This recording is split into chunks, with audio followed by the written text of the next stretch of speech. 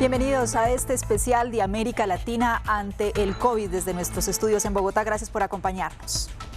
Cada país de la región ha ido endureciendo las medidas para enfrentar un hecho inédito en el mundo. La pandemia del coronavirus, un enemigo invisible, ha dejado al descubierto las dificultades para hacerle frente.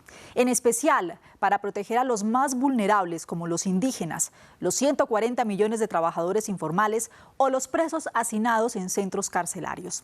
Esta región, la más desigual del planeta según la CEPAL, tiene ahora su máximo reto: enfrentar el COVID-19 con sistemas de salud y seguridad social débiles. Miremos ahora cómo han sido las medidas en algunos países de la región. En Guatemala, Honduras y Ecuador, República Dominicana además y Puerto Rico, fue declarado el estado de emergencia, cierre de fronteras y toques de queda. Medidas novedosas en Panamá y Perú, en donde además de estas medidas hay cuarentena por género. Unos días pueden salir los hombres, otros días pueden salir las mujeres. El Salvador, Costa Rica, Colombia, Venezuela, Bolivia, Paraguay, Argentina y Chile decretaron el estado de emergencia y otras medidas. En Nicaragua, donde aún no hay ninguna medida oficial, sin embargo, muchos han decidido quedarse en casa. En Brasil, el presidente ha hecho campaña contra las medidas adoptadas por los gobernadores. Dice que Brasil no puede detenerse por completo. En México hubo resistencia a la toma de medidas, pero el presidente finalmente pidió el confinamiento. Cuba y Uruguay también tomaron sus medidas. En dos de los países más grandes de América Latina, los presidentes reaccionaron tarde ante el avance del brote. En Brasil, Jair Bolsonaro se ha enfrentado a las decisiones de aislamiento social de los gobernadores locales. En México, por su parte, Andrés Manuel López Obrador empezó a restringir la movilidad cuando ya se registraban casi 700 casos y una docena de muertos. En Nicaragua, el gobierno de Daniel Ortega no ha tomado medidas. El presidente mexicano saludó con la mano a la madre del narcotraficante Joaquín El Chapo Guzmán. La imagen ofendió a muchos y además sirvió para reflejar la poca atención que ha fijado Andrés Manuel López Obrador en las medidas de aislamiento social. Señora de 92 años y ya dije, la peste funesta es la corrupción, no un adulto mayor, que merece todo mi respeto, independientemente de quién sea su hijo. El 22 de marzo, López Obrador pidió a los mexicanos que siguieran saliendo a los restaurantes. Un día después, el país anunció que pasaba a la fase 2 de contención del COVID-19 e hizo falta una semana más para que el presidente llamara a los mexicanos a resguardarse. En Brasil, entre tanto, el presidente Jair Bolsonaro llegó a decir que a su ministro de Salud le hacía falta humildad para responder a la crisis, luego de que éste abogara por medidas de aislamiento social. El presidente quiere que los menores de 40 años sigan trabajando. El daño colateral de las medidas para combatir el coronavirus no puede ser peor que la enfermedad. La demora en tomar medidas adecuadas puede tener serias consecuencias, como se ha visto en Italia y España, con los contagios y los decesos aumentando. En México y Brasil, sus mandatarios, a distinto ritmo, empiezan a tomar algunas decisiones. Un completo contraste con Nicaragua, donde el gobierno de Daniel Ortega no ha tomado ninguna medida. Por lo pronto, los ciudadanos empiezan a aislarse voluntariamente como una forma de autoprotección. En pleno desarrollo de la epidemia, la primera dama y vicepresidenta convocó a una movilización bajo el lema Amor en tiempos del COVID-19. Mientras tanto, el propio Ortega hace varios días no aparece en público.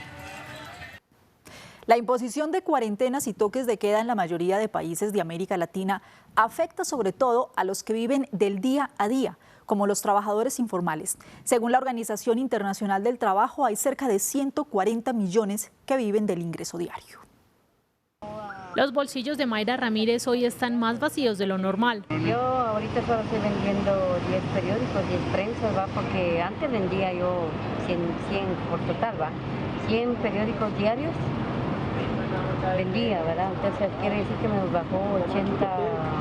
Ha pasado gran parte de sus 61 años vendiendo periódicos en la avenida más transitada de Ciudad de Guatemala, pero su jornada se redujo a la mitad desde que fue decretado el toque de queda. En otros países de América Latina hay quienes viven bajo su misma condición, pero ni siquiera pueden darse el lujo de salir a la calle. Y vengo acá porque no me dejan salir a trabajar a la calle, cosa que yo toda mi vida trabajé en la calle y siempre me manejé con la comida, el pan para mis hijos, para todo, remedio, de todo. Y con este problema que está pasando no puedo salir ni a la esquina. Un empleado informal es aquel que depende de lo que trabaje en el día para comer en la noche. Para la Organización Internacional del Trabajo, muchos de estos empleados, sin ser los más pobres porque al menos cuentan con un sustento, viven en condiciones insalubres y carecen de atención médica adecuada. En la región, la tasa de informalidad varía entre el 30% y el 70% según el país. En promedio regional, esto representa 1 de cada 5 trabajadores. Algunos gobiernos están implementando programas de emergencia para hacerle frente a esta problemática, con estrategias como subsidios por desempleo o paquetes de indemnizaciones. Ahora no se puede vender en la calle, hace como 3 semanas que no puedo vender, así que voy a ver si puedo cobrar el seguro de cesantía, que tengo plata acumulada ahí, pero no me la han querido pagar. Desde México hasta Chile, el coronavirus amenaza con agravar la situación laboral de una región que, según Naciones Unidas, es la más desigual del mundo. A continuación, otras noticias de la región. El coronavirus también tiene la alerta a los pueblos indígenas que representan casi el 10% de la población de la región, vulnerables históricamente a las enfermedades llegadas desde el exterior. En Colombia, Brasil, Perú y Ecuador se autoaíslan y algunos bloquean las vías de entrada a sus territorios. Para el coronavirus, las hacinadas cárceles latinoamericanas son un caldo de cultivo ideal. Motines y protestas en los últimos días en Colombia, Argentina, Brasil, Venezuela y Perú para reclamar por la insalubridad y el hacinamiento dejaron al menos 40 muertos y decenas de heridos. Las autoridades buscan medidas urgentes y algunas consideran la excarcelación. La ciudad portuaria de Guayaquil, la más poblada de Ecuador y principal foco de contagio, ha vivido una crisis de sanidad por la acumulación de decenas de cuerpos sin vida en calles y viviendas, por falta de capacidad de los servicios funerarios y por el rechazo al manejo de los cuerpos. Ecuador es uno de los países con más contagios per cápita. Vamos ahora a Venezuela, que enfrenta la pandemia con un sistema sanitario colapsado, fallas en los servicios de agua y electricidad y el desplome de los precios del petróleo, su principal ingreso. Ahora encara nuevas medidas de Estados Unidos. El gobierno estadounidense ofreció una recompensa de $15 millones por el presidente Nicolás Maduro por narcoterrorismo. Desplegó barcos militares para controlar el tráfico de drogas y propuso levantar las sanciones si se forma un gobierno de transición, sin Maduro ni el jefe de la oposición, Juan Guaidó. Maduro se mantiene desafiante y atribuye a las sanciones la grave crisis que enfrenta su país. El COVID-19 no es la primera epidemia que enfrenta América Latina. Desde 2019, el continente ha vivido el repunte del dengue que de forma silenciosa ha afectado a millones de personas, que ha provocado colapsos en los sistemas de salud. El siguiente es un informe de Álvaro Cordero. América Latina está preocupada por el incremento de casos de coronavirus, pero otra epidemia azota al continente desde 2019 de forma más silenciosa, el dengue, un virus que ya ha puesto a prueba los servicios de salud de varios países y que hace que se cuestione si algunos estados, tras verse afectados por el dengue, podrán enfrentarse de forma eficaz al coronavirus o a ambos al mismo tiempo. Desde que se elevó la alerta, los médicos han redoblado turnos.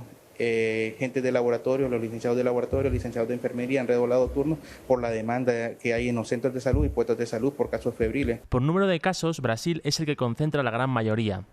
Pero en proporción a su población, estados centroamericanos como Nicaragua, Honduras o Guatemala registran datos muy elevados. Números que se agravaron por la falta de recursos y acción. Ellos sabían desde el año pasado, desde hace un año, que la problemática existía y si no se tomaron las acciones en forma oportuna. Lo más doloroso de todo esto es que había insumos, había BTI, había insecticida que incluso se venció. Esta enfermedad, al contrario que el coronavirus, se registra más en las zonas rurales que en las urbanas, pero su expansión por medio de un mosquito está aumentando debido al incremento global de la temperatura. Y ahora, a las dificultades estructurales para enfrentar la epidemia de dengue en América Latina, se añade la del coronavirus. La soledad del aislamiento ha llevado a más de uno a pensar en cómo poder poner su granito de arena. En varios países de América Latina han surgido iniciativas dedicadas sobre todo a dar alivio al sector sanitario, sobrepasado por los contagios. Juan Pupiales nos lleva por este viaje. Jorge vive en Buenos Aires y dice que ya se estaba trepando por las paredes. Desesperado por el confinamiento, encontró en su impresora 3D una manera de canalizar esa energía. Y esto es a través de estas máscaras que protegen de las temibles gotas de saliva que pueden contagiar el coronavirus. Siguiendo el ejemplo de países como España, organizó una red de voluntarios que en su primera semana distribuyeron 500 máscaras en 20 hospitales. Fue tan grande la demanda, o sea, nos suena el teléfono todo el tiempo de enfermeros, de policías, de agentes de seguridad de empresas privadas. Bueno, que todos están desesperados por su máscara. En Chile, país vecino, la compañía Codelco también utiliza las impresiones en 3D, pero para elaborar máscaras de cobre, aprovechando las propiedades de este metal para repeler bacterias.